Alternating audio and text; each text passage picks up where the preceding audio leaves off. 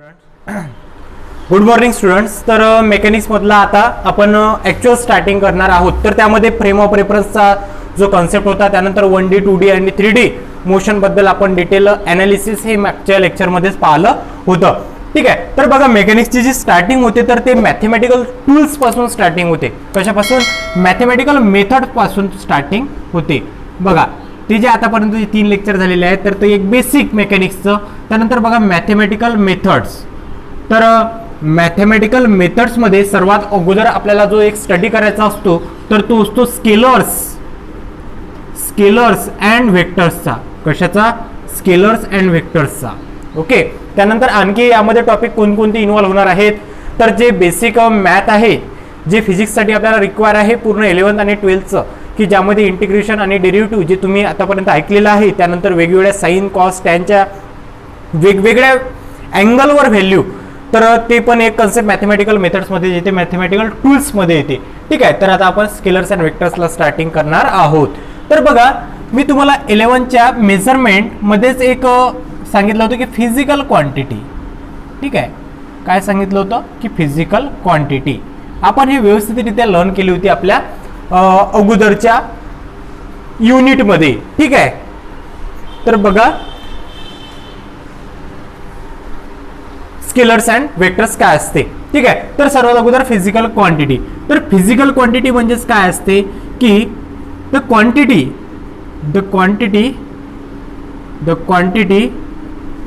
which can be measured, the quantity which can be measured is called physical quantity. Okay. तर physical quantity म्हणजेच काय की भौतिक राशी म्हणजे काय असतात तर ज्या सर्व क्वांटिटी ह्या आपण मोजू शकतो. ठीक आहे. तर त्या सर्वांना काय म्हणायचं? फिजिकल क्वांटिटी असं म्हणायचं. ठीक आहे. बघ, त्यामध्ये सर्व आलं: length, mass, time, velocity, acceleration, displacement, work, force, energy, okay, power, torque, सर्व ह्या काय आहेत? फिजिकल क्वांटिटी आहेत की ज्या आपण मोजू शकतो. ठीक आहे.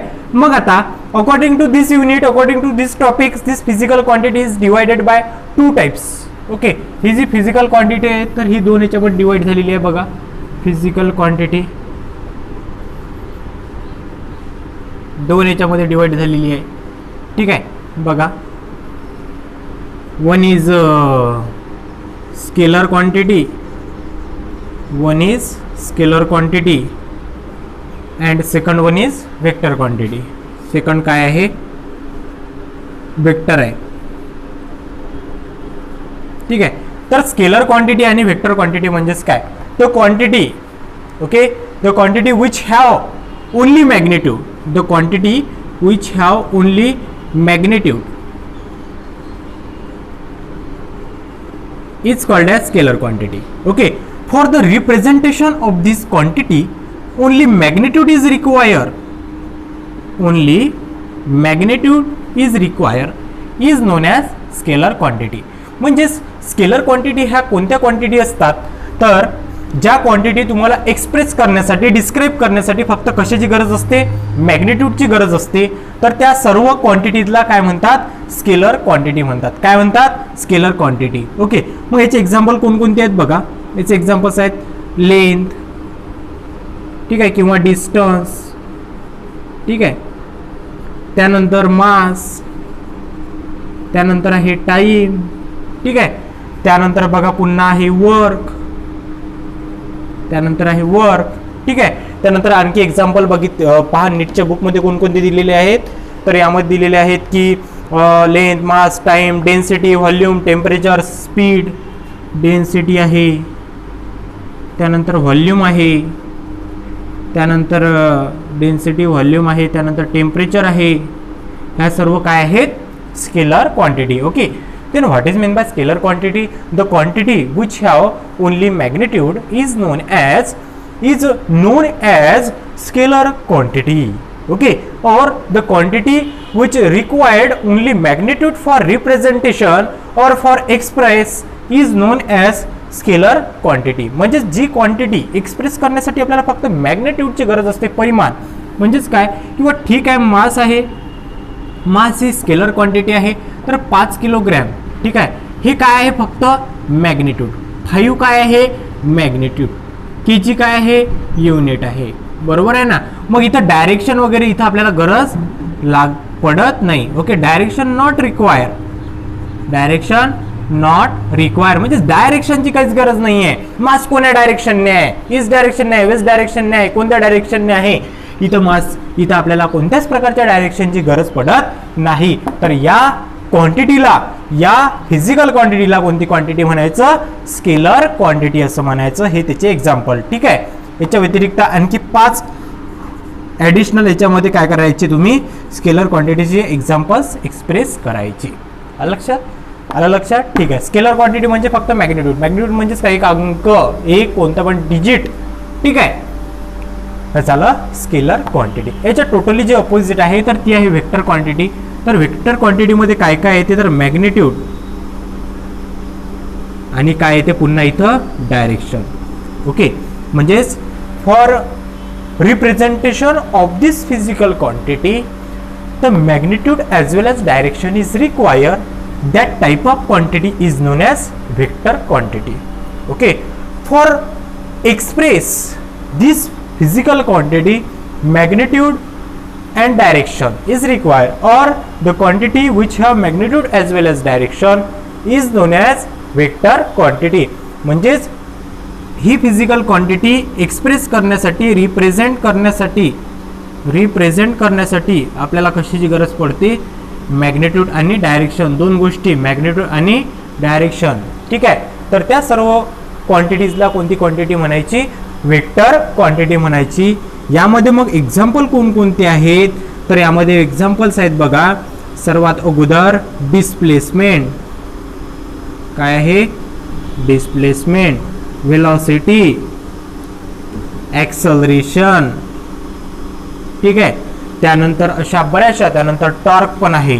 ठीक आहे, अशा बऱ्याचशा ATC म्हणजे इत्यादी सर्व काय आहेत, ह्या वेक्टर क्वांटिटी आहेत. यामध्ये पण तुम्ही आणखी 5 एक्झाम्पल तुमच्या स्वतःजवळचे वेक्टर क्वांटिटीमध्ये काय करायचे, ॲड करायचे. ठीक आहे, ही झाली वेक्टर क्वांटिटी. काय झाली, ही vector quantity. Magnitude as well as direction is required for representation और फॉर एक्सप्रेशन और for describing this physical quantity.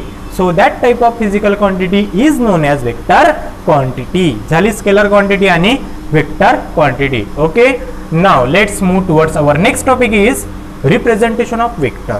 बघा, आता हे जरी युनिट स्केलर क्वांटिटी आणि वेक्टर क्वांटिटीचं असलं तरी या युनिटला मॅक्सिमम 99% जे वेटेज आहे तर ते पूर्ण वेक्टरला इम्पॉर्टंट दिलेलं आहे. स्केलर क्वांटिटीच्या सर्व मल्टिप्लिकेशन, डिव्हिजन, ॲडिशन, सबट्रॅक्शन ह्या सर्व इझी असतात, पण इथं व्हेक्टरमध्ये आपल्याला बरेचसे लॉज, ठीक आहे, रूल्स इथं अप्लाय करावे लागतात. म्हणून मॅक्झिमम जे डिस्क्रिप्शन असते तर ते व्हेक्टरचं असते. ठीक आहे, म्हणून आता आपण स्टार्टिंग करणार आहोत व्हेक्टरला. ठीक आहे, स्केलर एवढं, स्केलर सर्वात, व्हेक्टर सर्वात इम्पॉर्टंट. स्केलर एकदम इझी आहे, फक्त त्यामध्ये काय आहे, फक्त मॅग्निट्यूड आहे. बट आपल्याला रिप्रेझेंटेशन ज्यावेळेस डायरेक्शनचं करायचं असते तर त्यावेळेस आपल्याला रूल्स वगैरे सर्व रेग्युलेशन्स फॉलो करावे लागतात. ठीक आहे, तर आता आपण व्हेक्टर रिप्रेझेंटेशनला स्टार्टिंग करणार आहोत. इम्पॉर्टंट म्हणजे CET मध्ये फक्त 1 मार्क 2 मार्क्ससाठी हा क्वेश्चन येतो, व्हेक्टरशी रिलेटेड क्वेश्चन येतो. बट नीट आणि JEE मध्ये व्हेक्टरशी रिलेटेड एवढे काही क्वेश्चन आतापर्यंत आलेले नाहीत. सर्वात इम्पॉर्टंट नोट डाऊन करून ठेवायचं. बघा आता representation of vector. Representation of vectors. बघा बघा रिप्रेझेंटेशन ऑफ वेक्टर्स. ठीक आहे,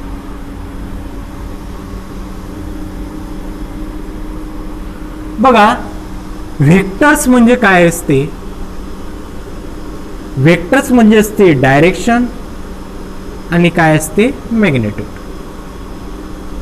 काय काय असते वेक्टर म्हणजे direction as well as magnitude.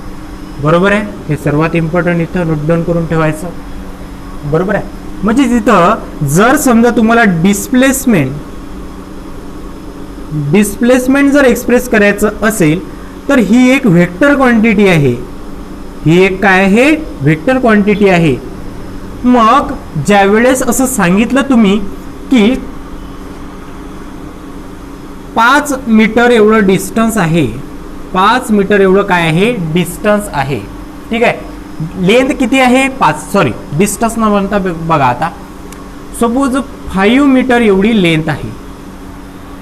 मग ही 5 मीटर एवढी लेंथ काय झाली, डिस्टन्स झालं. म्हणजेच ही कोणती क्वांटिटी झाली, स्केलर क्वांटिटी झाली. बरोबर आहे.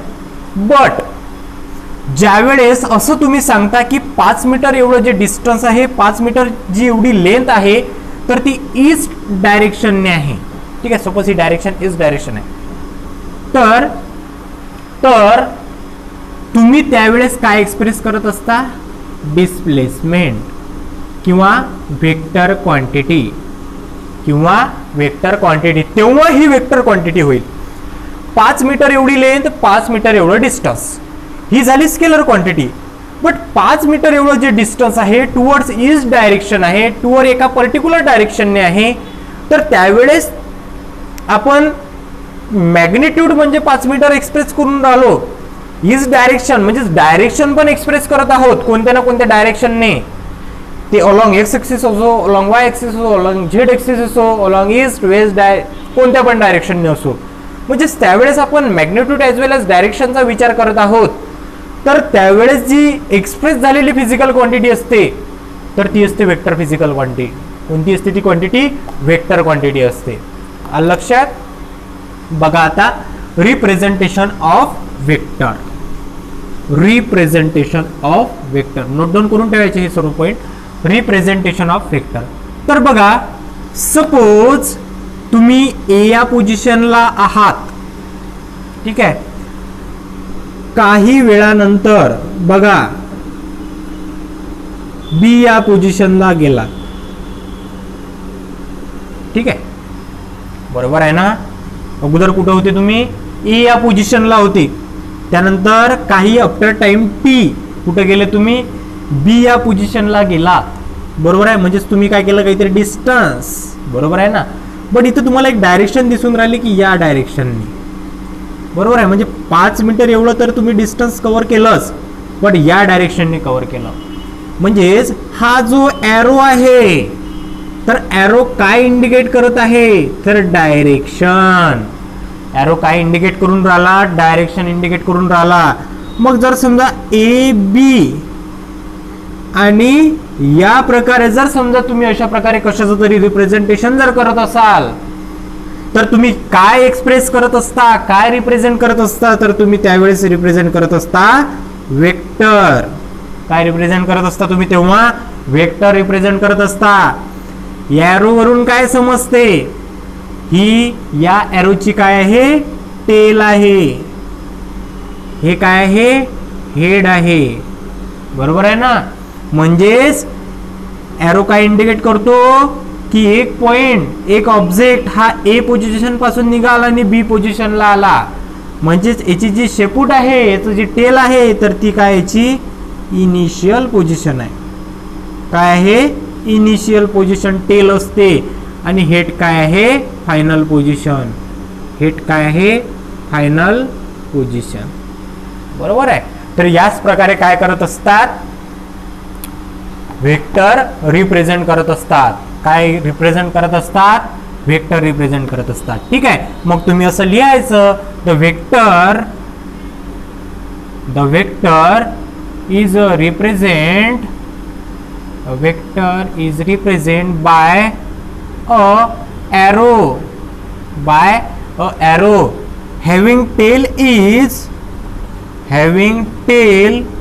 is initial position, and head is final position. Okay, and in this example this vector AB represent vector. Okay, झालं इथपर्यंत. सरळ सरळ जर वेक्टर ए बी लिहिलेलं असेल, 2 कॅपिटल लेटर यूज केलेले आहेत वेक्टर ए बी, अशा प्रकारे सरळ सरळ समजून जायचं. एरो बरोबर काढायचा, हा अशा प्रकारे काढू शकता किंवा सरळ सरळ असा पण काढू शकता. जनरली हा असा जास्तीत जास्त ठिकाण तुम्हाला पाहायला मिळेल. ठीक आहे, म्हणजेच कुठं पण जर समजा वेक्टर ए बी, याला वाचायचं कसं, वेक्टर ए बी असं वाचायचं. ठीक आहे, काय कसं वाचायचं, डोक्यावर जर एरो असला तर काय कसं वाचायचं हे वेक्टर ए बी, ठीक आहे. बोल बघा वेक्टर ए बी, ठीक आहे. याच्यावरून काय लक्षात ठेवायचं, असं रिप्रेझेंट करायचं, टेल ए वर आहे आणि जो एरो आहे, जो हेड आहे तर तो बी वर आहे. म्हणजेच कोणताही ऑब्जेक्ट असेल तर तो ए पासून स्टार्ट झाला आणि कुठं थांबला, बी वर थांबला, ठीक आहे. म्हणजेच वेक्टर ए बी असं एक्सप्रेस होते, ठीक आहे. Vector A B, starting point A, final point B. Okay, झालं रिप्रेझेंटेशन ऑफ वेक्टर्स. लक्षात तुमच्या लँग्वेज मध्ये व्यवस्थितरित्या लिहून घ्या. किंवा सरळ सरळ काय असते की बघा इथं एक ऑब्जेक्ट होता, तो ए या पोझिशनला होता, सरळ सरळ इथं आला, बी या पोझिशनला आला, ठीक आहे. सरळ सरळ इथं निघून आला, ठीक आहे, ए टू बी, ठीक आहे. म्हणजे याचं काय झालं, डिस्प्लेसमेंट झालं. याचं काय झालं, डिस्प्लेसमेंट झालं. डिस्प्लेसमेंट जनरली आपण यस ने पण इंडिकेट करतो, डी ने पण करतो, ठीक आहे. याचं काय झालं, इथं डिस्प्लेसमेंट झालं, ठीक आहे. वेक्टर यस पण तुम्ही इथं असं लिहू शकता. म्हणजेच एका कॅपिटल लेटरने पण तुम्ही वेक्टर काय करू शकता, रिप्रेझेंट करू शकता. म्हणजेच हे कसं रीड करसाल तुम्ही, वेक्टर यस, वेक्टर यस कसं रिप्रेझेंट करसाल तुम्ही, वेक्टर यस, ठीक आहे. यस काय झालं, डिस्टन्स झालं. यस काय झालं, इथं डिस्टन्स झालं. आणि एरो काय झाला, डायरेक्शन झाली. एरो नेहमी काय इंडिकेट करत असते, डायरेक्शन. एरो नेहमी इंडिकेट काय करत असते, डायरेक्शन इंडिकेट करत असते. म्हणजेच वेक्टर एस ची जी डायरेक्शन आहे, या डिस्टन्सची जी डायरेक्शन आहे इकडे आहे असं इंडिकेट करते. जर समजा यस जर असा असला तर इकडे इंडिकेट करते, ठीक आहे. मग जर समजा इथं असं असलं बी ए आणि वेक्टर जर असेल तर हा तुम्ही रीड कसं करसाल की एखादा ऑब्जेक्ट हा बी पासून निघाला ए वर गेला, ठीक आहे, आणि उलट जर केलं तर ए पासून निघाला बी पर्यंत गेला. हे सर्व काय आहेत, रिप्रेझेंटेशन ऑफ वेक्टर. ओके, बघा आता नेक्स्ट टॉपिक. हे सर्व तुम्ही व्यवस्थित नोट डाऊन करून घ्या. तसे तुम्ही आता व्यवस्थित रिस्पॉन्सेस वगैरे देऊन राहिले. लवकरच अशी एक आमची एक प्रायोरिटी आहे की 3 तारखेला आपण क्लास सुरू करण्याची, ठीक आहे. ऑफलाईन क्लास 3 तारखेला सुरू करण्याची काहीतरी एक तयारी आहे आपली बेसिक. बघा आता नेक्स्ट टॉपिक. तर पहा जनरली आता जो नेक्स्ट टॉपिक आहे तर तो आहे टाइप्स ऑफ वेक्टर्स. काय आहे, टाइप्स ऑफ वेक्टर्स. खूप सारे टाइप्स आहेत, 10च्या जवळपास टाइप्स ऑफ वेक्टर्स आहेत. तर त्यामधले आज काही वेक्टर्स पाहू, बाकीचे वेक्टर्स आपण आपल्या नेक्स्ट लेक्चरमध्ये बघणार आहोत. टाइप्स ऑफ वेक्टर्स बघा. तर जो सर्वात पहिला टाइप आहे तर तो आहे इक्वल वेक्टर्स, ठीक आहे. पहिलाच टाइप आहे इक्वल वेक्टर्स. Equal vectors. तर बघा इक्वल वेक्टर्स. तर वेक्टरसाठी सर्वात इम्पॉर्टंट काय काय असते, डायरेक्शन. सेकंड असते मॅग्निट्यूड, बरोबर आहे ना. मग equal vector, suppose vector A आहे एक वेक्टर आणि एक दुसरा वेक्टर आहे वेक्टर बी. तर हे वेक्टर ए आणि वेक्टर बी सेम केव्हा होतील, बघा याची लेंथ तुम्हाला एवढी दिसत आहे 5 मीटर, ठीक आहे, आणि याची पण आहे 5 मीटर आहे, ठीक आहे. मग इथं काय ऑब्झर्व करून राहिले की जो एरो आहे तो एरो पण सेम, त्याची डिस्टन्स आहे, सेम लेंथ आहे आणि मॅग्निट्यूड पण काय आहे, सेम आहे. किंवा डायरेक्शन काय याची सेम आहे, डायरेक्शन काय दोन्हीच्या इकडेच जाऊन राहिल्या, बरोबर आहे, आणि मॅग्निट्यूड पण काय आहे, सेम आहे, ठीक आहे. तर या प्रकारच्या वेक्टर्सला काय म्हणायचं, equal vectors. The vectors having magnitude and direction is same, that type of vectors is called as equal vectors. That type of vectors is called as equal vectors. That type of vectors is called as equal vectors. The vectors having direction and magnitude is same, that type of vectors is called as equal vectors, ठीक आहे. तर displacement vector बघा, आता हा एक displacement vector आहे, ठीक आहे. मग असं सांगितलं की 2 पर्सन आहेत, ठीक आहे, 2 पर्सन आहे, तर ते इज डायरेक्शनने 5 मीटर गेले, ते इज डायरेक्शनने 10 मीटर गेले. पहिला एक D1 म्हणू आणि याला D2 म्हणू, ठीक आहे. तर पहिला जो वेक्टर होता तर तो इज डायरेक्शनने 10 मीटर गेला आणि सेकंड पर्सन पण इज डायरेक्शनने 10 मीटर गेला. म्हणजेच त्यांचे जे दोन्ही डिस्प्लेसमेंट वेक्टर होते तर ते काय आहेत, सेम आहेत. काय आहेत ते, सेम आहेत. तर त्या वेक्टरला कोणते वेक्टर म्हणायचं, इक्वल वेक्टर्स म्हणायचे. कोणते वेक्टर्स म्हणायचे त्याला, इक्वल वेक्टर्स म्हणायचं. ओके, ठीक आहे. त्यानंतरचा टाइप आहे पॅरलल वेक्टर्स. ठीक आहे, त्यानंतर आहे पॅरलल वेक्टर्स. त्यानंतर आहे पॅरलल वेक्टर्स.